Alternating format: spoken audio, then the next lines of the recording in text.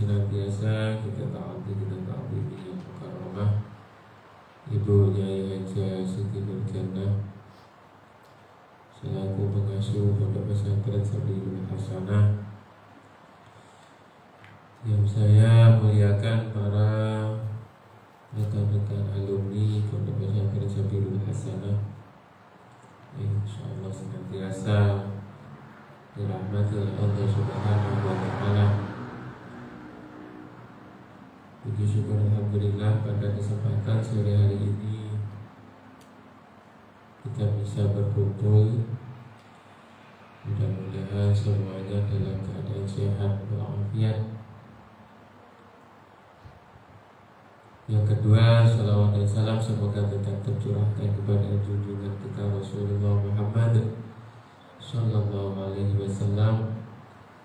Allahumma sholli ala sayyidina Muhammad wa ala ali sayyidina Muhammad.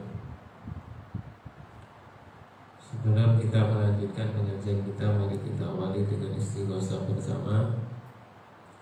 Mudah-mudahan segala niatan kita, hajat kita senantiasa dikabulkan oleh Allah Subhanahu wa Ta'ala.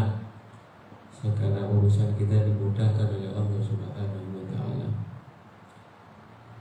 Biniyati ridha'illahi ta'ala wa bisyafaati Rasulillah sallallahu alaihi wasallam. Al-Fatihah.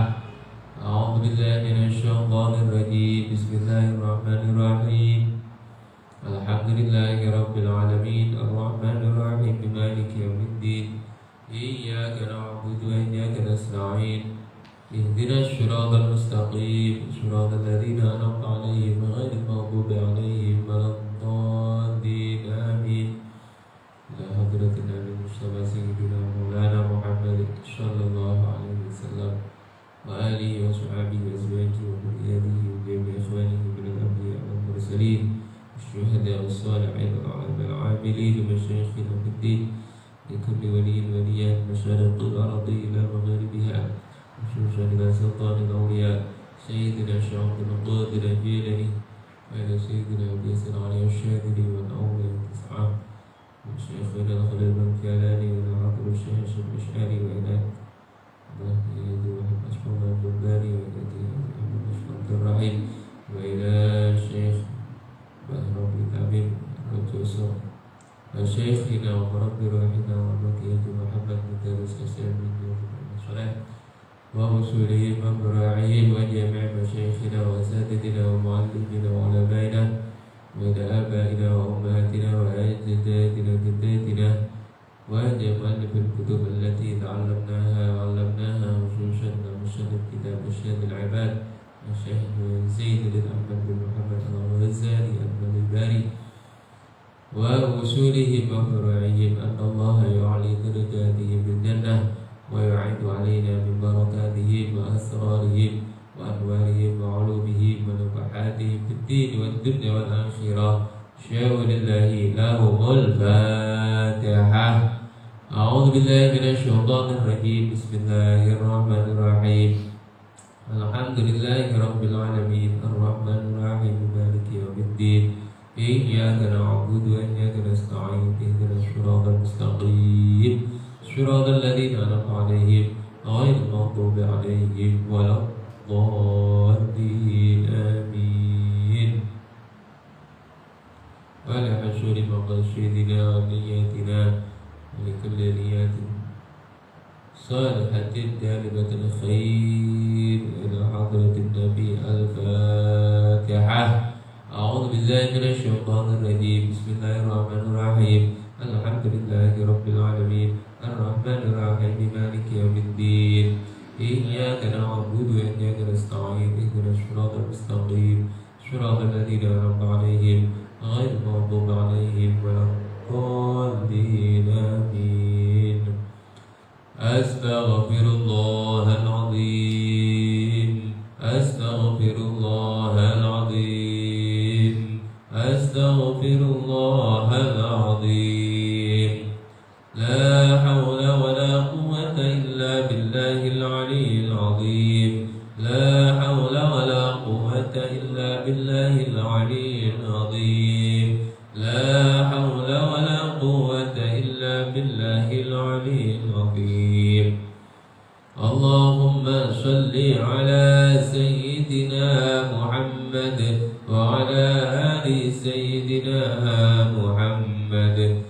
اللهم صل على سيدنا محمد وعلى آل سيدنا محمد. اللهم صل على سيدنا محمد وعلى آل سيدنا محمد. لا إله إلا أنت سبحانك إني كنت من الظالمين. لا إله إلا أنت سبحانك إني كنت من الظالمين. لا إله إلا أنت سبحانك إني كنت من الظالمين. لا إله إلا أنت سبحانك إني كنت من الظالمين. لا إله إلا أنت سبحانك إني كنت من الظالمين. يا الله يا قدير يا الله يا قدير يا الله يا قدير يا الله يا قدير يا الله يا قدير يا الله يا قدير يا الله يا قدير يا الله يا قدير يا الله يا قدير يا الله يا قدير يا الله يا قدير يا الله يا قدير يا الله يا قدير يا الله يا قدير يا سميع يا بشير يا سميع يا بشير يا سميع يا بشير يا سميع يا بشير يا سميع يا بشير يا سميع يا بشير يا سميع يا بشير يا سميع يا بشير يا سميع يا بشير يا سميع يا بشير يا سميع يا بشير يا سميع يا بشير يا مبدئ يا خالق يا مبدئ يا خالق يا مبدئ يا خالق يا مبدئ يا خالق يا مبدئ يا خالق يا مبدئ يا خالق يا مبدئ يا خالق يا مبدئ يا خالق يا مبدئ يا خالق يا مبدئ يا خالق يا مبدئ يا خالق يا مبدئ يا خالق يا مبدئ يا خالق يا مبدئ يا خالق يا حافظ يا نصير يا وكيل يا الله يا حافظ يا نصير يا وكيل يا الله يا حافظ يا نصير يا وكيل يا الله يا حافظ